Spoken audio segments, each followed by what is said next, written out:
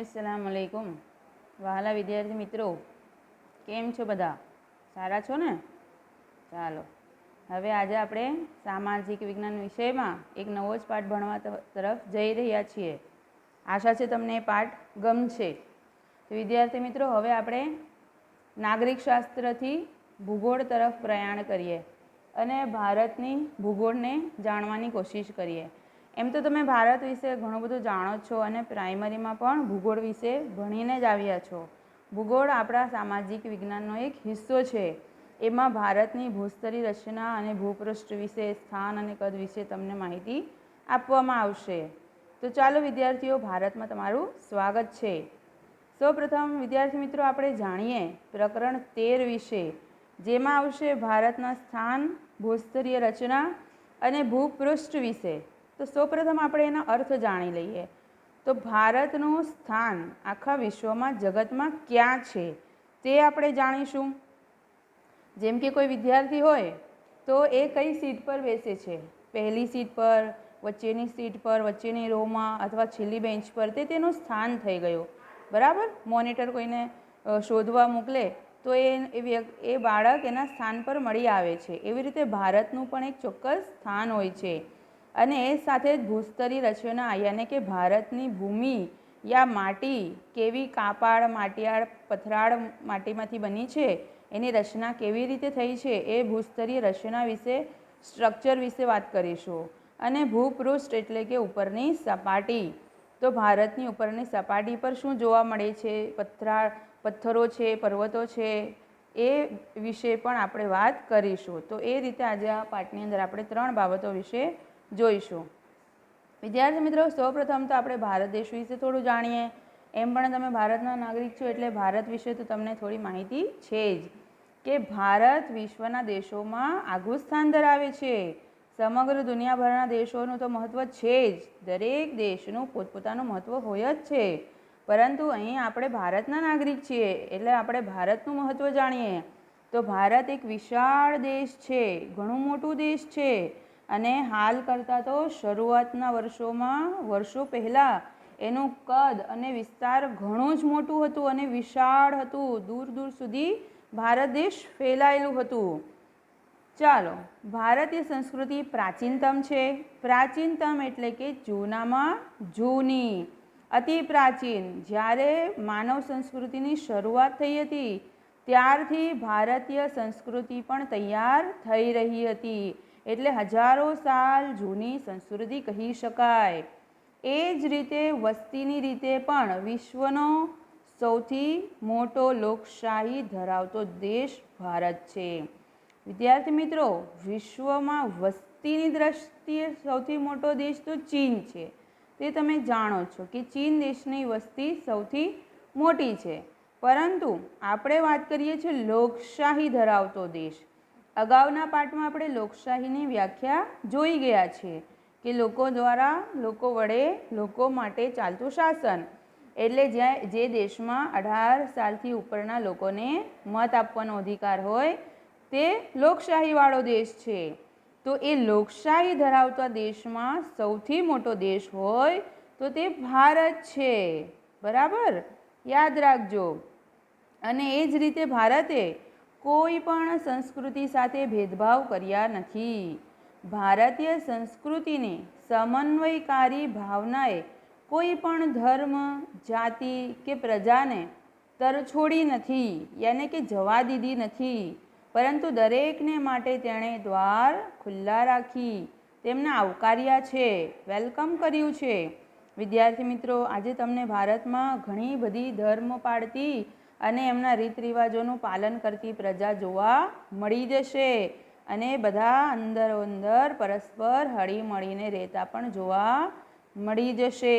ભારત જ વિશ્વમાં એકમાત્ર એવો દેશ છે કે જ્યાં 7 થી 8 ધર્મ પાળતી પ્રજા તમને જોવા મળી જશે.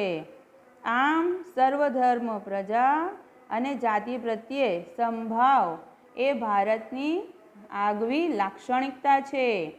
તેથી જ તો ભારતમાં તમને અલગ અલગ સંસ્કૃતિઓનો સમન્વય થયેલો જોવા મળી જશે. ભારત એવો દેશ છે કે જ્યાં અલગ અલગ સમયે, અલગ અલગ વખતે બહારથી સંસ્કૃતિઓ આવી, એ આક્રમણ કરવા યા સત્તા મેળવવા યા રાજ કરવા માટે આવી, પરંતુ આગળ જતાં તે ભારતમાં જ વસી ગઈ અને અહીંયા જ એમણે પોતાનું જીવન વ્યતીત કરી દીધું.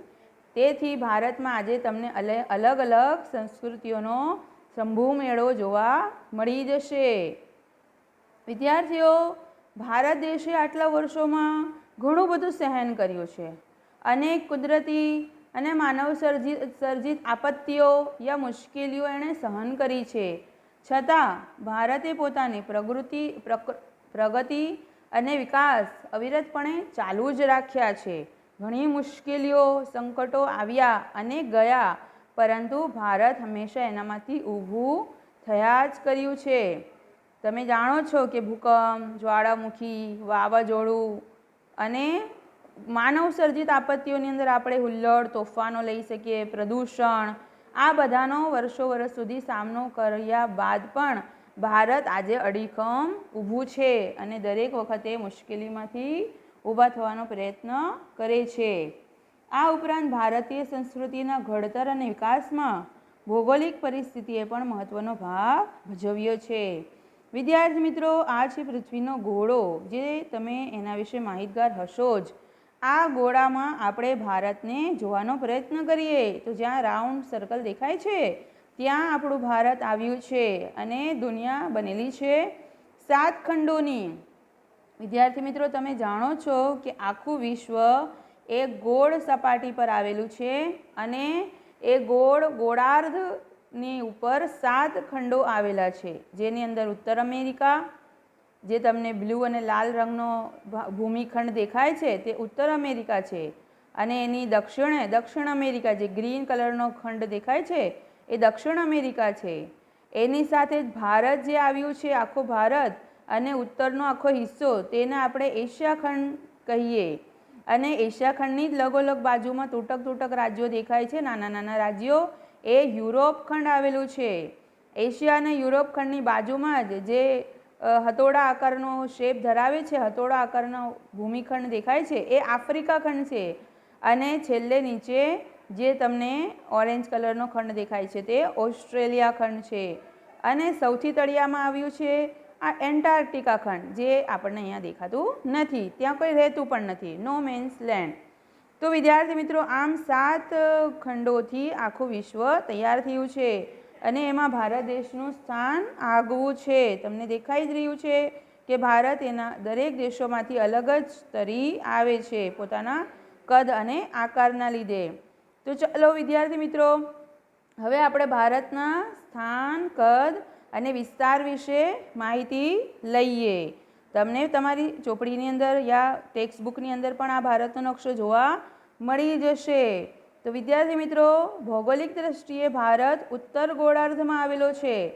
અગર આપણે હમણાં જે પૃથ્વીનો ગોળો જોયો એનો વચ્ચેથી 2 ભાગ કરી દઈએ તો ઉપરનો જે હિસ્સો છે, ઉત્તરનો હિસ્સો, તેને ઉત્તર ગોળાર્ધ કહીશું, અને જે નીચેનો દક્ષિણનો હિસ્સો છે તેને દક્ષિણ ગોળાર્ધ કહીશું. તો જો વિદ્યાર્થીઓ તમે જાણી જશો કે ભારતનું સ્થાન અને કદ એ ઉત્તર ગોળાર્ધમાં આવેલું છે અને એશિયા ખંડના દક્ષિણ વિસ્તારમાં આવેલું છે. જ્યાં એશિયા ખંડ પૂરું થઈ જાય છે ત્યાં ભારત દેશ આવેલું છે. ફરીથી જોઈ લો કે આ આખી પૃથ્વીનો ગોળો છે, એના 2 સરખા હિસ્સા કરીએ તો નીચેનો હિસ્સો દક્ષિણ ગોળાર્ધ છે અને ઉપરનો હિસ્સો ઉત્તર ગોળાર્ધ છે. તો ભારતનું સ્થાન આવ્યું છે ઉત્તર ગોળાર્ધમાં. અને એમાં પણ આ જે ગ્રીન અને જાંબલી અને આ બધા જે દેશો દેખાય છે એ આખા બધા દેશો મળીને એશિયા ખંડ તૈયાર થાય છે. અને એશિયા ખંડમાં પણ ભારત દક્ષિણ એશિયામાં આવેલો દેશ છે.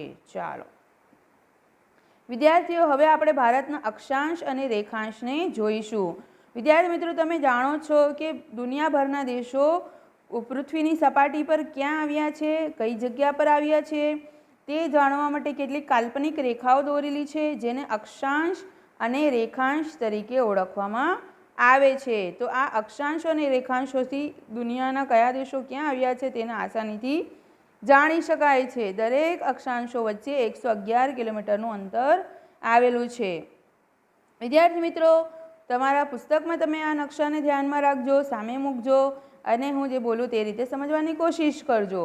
તો જો વિદ્યાર્થી મિત્રો આ યલો ભારતનો જે હિસ્સો છે તેની અંદર તમને કેટલીક આડી અને ઊભી લીટીઓ દોરેલી જોવા મળી રહી છે. જે કોરો હિસ્સો છે વ્હાઇટ કલરનો તે પાડોશી દેશો દર્શાવે છે અને જે ગ્રીન કલરનો બ્લુ કલરનો હિસ્સો છે તે દરિયાની સપાટી દર્શાવે છે.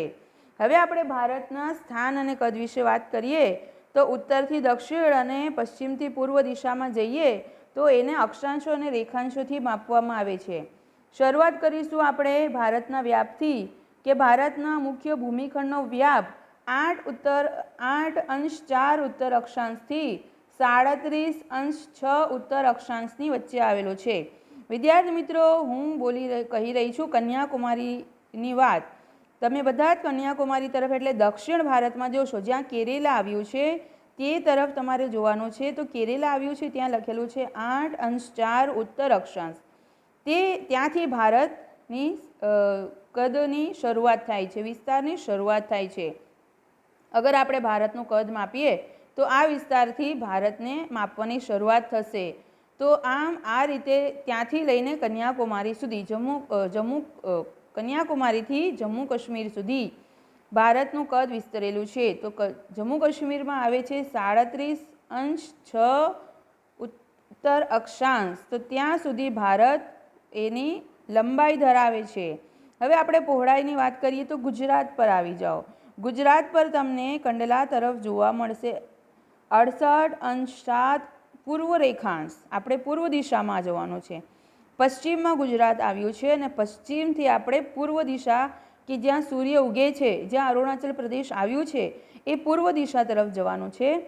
68.7 પૂર્વ રેખાંશથી લઈને જ્યાં અરુણાચલ પ્રદેશનો અંત થાય છે ત્યાં 97.25 પૂર્વ રેખાંશ એટલા વિસ્તારમાં ભારત વિસ્તરેલો છે. એ ભારતની પહોળાઈ દર્શાવે છે. તો જો વિદ્યાર્થી મિત્રો તમે જોઈ શકો છો કે ભારત કન્યાકુમારીથી જમ્મુ કાશ્મીર સુધી 8.4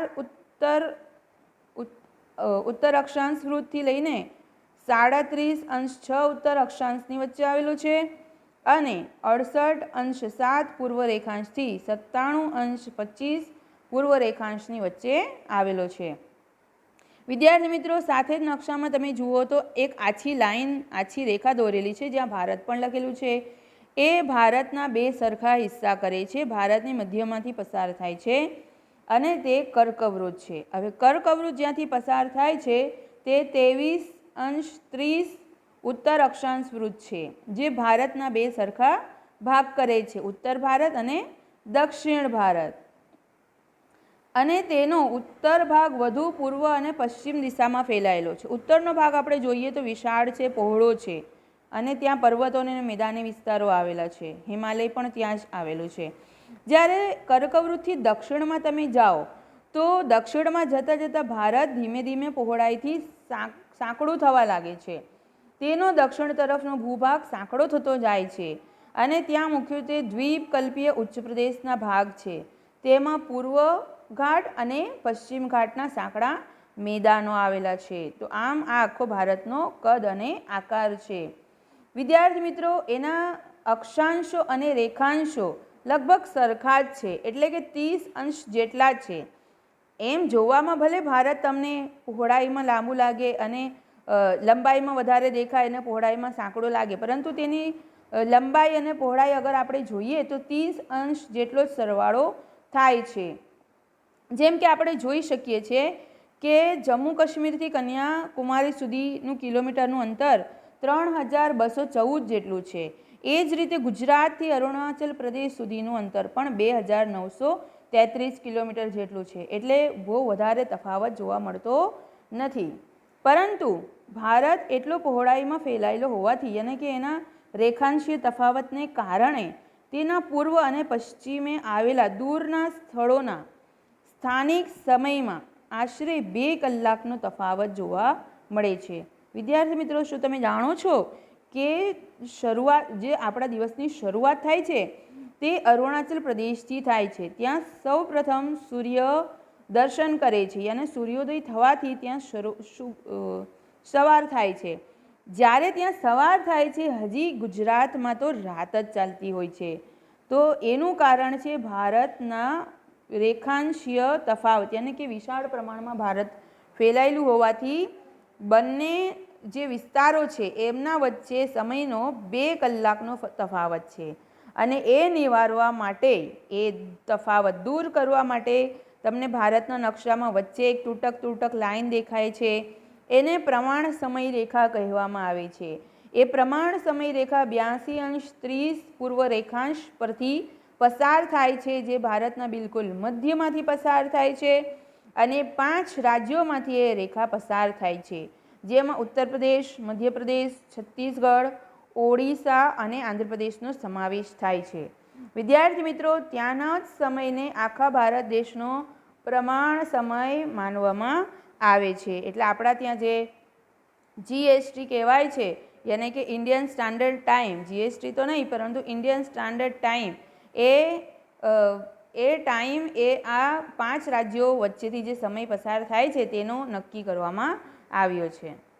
વિદ્યાર્થી મિત્રો, હવે આપણે જોઈશું કે ભારત તો વિશ્વનો 7મા નંબરનો દેશ છે, પરંતુ એનાથી પણ મોટા કેટલાક દેશો છે. હા, 6 જેટલા દેશો એ એનાથી પણ મોટા છે. આખી પૃથ્વી ઉપર ભારત કુલ વિસ્તારના લગભગ 32.8 લાખ ચોરસ કિલોમીટર જેટલો વિસ્તાર રોકે છે. અને એ હિસાબે ભારત વિશ્વનો 7મા નંબરનો મોટો દેશ છે. દુનિયામાં સૌથી મોટો દેશ એ રશિયા છે. એના પછી કેનેડા નામનો દેશ આવે છે. ત્રીજા નંબરે અમેરિકા અથવા યુએસ નામનો દેશ આવે છે. ચોથા નંબરનો સૌથી મોટો દેશ ચીન છે. અને 5મો નંબર આવે છે બ્રાઝિલ દેશનો. જ્યારે ઓસ્ટ્રેલિયા નામનો દેશ, જે ખંડ પણ છે, એ 6ઠ્ઠા નંબરે આવે છે. અને ભારતનો ક્રમ આવે છે 7મો. ભારત વિશ્વના ભૂમિ ભાગ ક્ષેત્રના કેવળ 2.42% જ જમીન ધરાવે છે. હવે વિદ્યાર્થી મિત્રો, હવે આપણે વાત કરીશું કે દુનિયાભરના દેશોમાં ભારતનું વ્યૂહાત્મક સ્થાન કેવું છે. તો વિદ્યાર્થી મિત્રો, વર્ષોથી જ દુનિયાભરના દેશો ભારત સાથે વેપાર વાણિજ્ય કરવા માટે જોડાયેલા હતા. શરૂઆત આપણે કરીએ તો તમને અહીંયા નકશામાં દેખાશે ઓરેન્જ કલરનો, કેસરી કલરનો દેશ એ ભારત છે. એશિયા ખંડની દક્ષિણ દિશામાં આવેલું છે. અને ઉત્તરમાં અલગ અલગ પર્વતમાળાઓ છે હિમાલયની, એનાથી એ બીજા દેશો સાથે જોડાયેલું છે. એ પર્વતમાળાઓ ઘણી લંબાઈમાં લાંબી છે અને પશ્ચિમથી પૂર્વ તરફ ફેલાયેલી છે. તેના કારણે તિબ્બત તથા ચીન સાથે આવન જાવન કેવળ ઊંચાઈએ આવેલા પર્વતીય ઘાટો મારફતે જ થાય છે. યાને કે પર્વતોને કોતરીને રસ્તાઓ તૈયાર કર્યા છે, જેને ઘાટ કહેવાય છે. વર્ષોથી એ ઘાટ પરથી જ આવન જાવન કરવામાં આવે છે. હવે આપણે દક્ષિણ તરફ જોઈશું વિદ્યાર્થીઓ. તો દક્ષિણ ભારતમાં ભારત 3 તરફથી દરિયો ધરાવે છે, યાની કે સમુદ્ર સપાટી ધરાવે છે. જેમાં આપણે શરૂઆત કરીશું, પહેલી આવશે પૂર્વ દિશામાં, ત્યાં આવશે બંગાળાની ખાડી. તથા ગુજરાત જ્યાં આવ્યું છે પશ્ચિમ દિશામાં, ત્યાં આવશે અરબ સાગર. તથા જ્યાં તમને દક્ષિણ ભાગ દેખાય છે ત્યાં આવેલું છે હિન્દ મહાસાગર. તો આમ ભારત તેની 3 બાજુએ સમુદ્ર, વિશાળ દરિયા કિનારો ધરાવે છે. અને આ સમુદ્રનો ઉપયોગ એણે જળમાર્ગ તરીકે વર્ષોથી કર્યો છે. જમીન માર્ગો પર્વતીય અવરોધોથી ઘેરાયેલા હોવા છતાં ભારતે બહારથી આગમન થયેલા સાંસ્કૃતિક તત્વોને સ્વીકાર્યા છે અને તેઓ પણ ભારતમાં સમય જતાં ભળી ગયા છે. ભારત પૂર્વ ગોળાર્ધમાં મોકાનું અને મહત્ત્વનું સ્થાન ધરાવે છે. વિદ્યાર્થી મિત્રો, હમણાં જ આપણે જોઈ ગયા કે ભારત ઉત્તર ગોળાર્ધમાં છે અને ઉત્તરમાં પણ પૂર્વ દિશામાં, ઉત્તર ગોળાર્ધમાં પણ પૂર્વ દિશામાં, એ રીતે તે ઉત્તર પૂર્વ ગોળાર્ધમાં મહત્ત્વનું સ્થાન ધરાવે છે.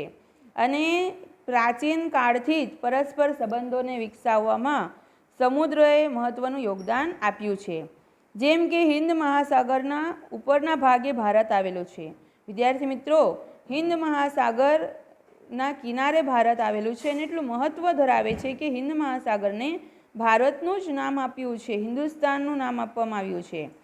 એ સિવાય પૂર્વ આફ્રિકા, પશ્ચિમ એશિયા, દક્ષિણ એશિયા તથા દક્ષિણ પૂર્વ એશિયાના દેશોની સાથે પણ ભારત વર્ષોથી સમુદ્ર માર્ગે જોડાયેલું છે. ભારતે આ દેશોની સાથે ઘણા ઘનિષ્ઠ સાંસ્કૃતિક અને વ્યાપારિક સંબંધો ધરાવેલા હતા અને ભારત જેવી કોઈ તટીય સીમા હિન્દ મહાસાગરમાં કોઈ પણ દેશની તટીય સીમા ભારત જેવી નથી. વિદ્યાર્થી મિત્રો, તમે હિન્દ મહાસાગરને યાદ રાખજો. આંતરરાષ્ટ્રીય જળમાર્ગોની વાત કરીએ તો ત્યાં પણ ભારતનું સ્થાન મહત્વનું છે. જેમ કે ઈસવીસન 1869માં સુએઝ નહેર શરૂ થવાથી ભારત અને યુરોપ વચ્ચેનું, ભારત અને જ્યાં તમને લીટી દેખાય છે, યલો કલરનો હિસ્સો દેખાય છે, એ યુરોપ વચ્ચેનું અંતર આશરે 7000 કિલોમીટર હતું. તે ઘટી ગયું, તેને ઘટાડી દેવામાં આવ્યું સુએઝ નહેરના નિર્માણથી. પૂર્વ તથા દક્ષિણ પૂર્વ એશિયા અને ઓસ્ટ્રેલિયાથી આફ્રિકા તથા યુરોપને સાંકળતા જળમાર્ગો હિન્દ મહાસાગર થઈને જ જતા હતા. એટલે વિદ્યાર્થીઓ, ભારત એવું સ્થાન ધરાવે છે ભૌગોલિક રીતે કે અગર પૂર્વથી પશ્ચિમમાં વેપાર કરવો હોય અને પશ્ચિમથી પૂર્વમાં વેપાર કરવો હોય તો ભારતના હિન્દ મહાસાગરનો ઉપયોગ તો કરવાનો જ રહ્યો. અહીંયાથી તો પસાર થવું જ પડે. એટલા માટે દુનિયાના દરેક દેશોએ ભારત સાથે મિત્રતા રાખી છે કે જેનાથી આ હિન્દ મહાસાગરથી પસાર થવાનું આસાન થઈ જાય. દક્ષિણ આફ્રિકા થઈને આવતો જળમાર્ગ તથા સુએઝ જળમાર્ગ ભારત પાસેથી જ પસાર થાય છે. એનો પણ ભારતે ફાયદો લીધો છે. એ જ માર્ગ દ્વારા ઇન્ડોનેશિયાની મલાક્કા સમુદ્રધુની થઈને પેસિફિક મહાસાગરમાં જઈ શકાય, જ્યાંથી સામે પાર કેનેડા અને યુએસ યાની કે અમેરિકા જેવા દેશો આવેલા છે. તો આમ વિદ્યાર્થી મિત્રો, આગળ આખી પૃથ્વી પર જળમાર્ગથી જવું હોય તો હિન્દ મહાસાગર અને એમાં પણ ભારત એ ખૂબ જ વ્યૂહાત્મક સ્થાન ધરાવે છે. વિદ્યાર્થી મિત્રો, ભારતનો સંપર્ક વિશ્વના અનેક દેશો સાથે સદીઓથી રહ્યો છે. પછી એ વેપાર વાણિજ્ય માટે હોય કે વસ્તુઓ માટે હોય કે વિચારોની આપલે કરવા માટે હોય. જેમ કે ઉપનિષદોના વિચારો, રામાયણ અને પંચતંત્રની સારી સારી વાર્તાઓ એ આખા વિશ્વભરના દેશોમાં ફેલાયેલી છે. એ જ રીતે ચિકિત્સા પદ્ધતિ, ભારતીય અંકશાસ્ત્ર અને દશાંશ પદ્ધતિ જે તમે ગણિતમાં ભણો જ છો, એ પણ દુનિયાભરના દેશોમાં ફેલાયા છે. તો આમ વિદ્યાર્થી મિત્રો, જ્યારે તમે ભારત વિશે જાણો તો આપણને આપણા દેશ પ્રત્યે ગૌરવ તો રહેવાનું જ છે. ફરીથી મળીશું.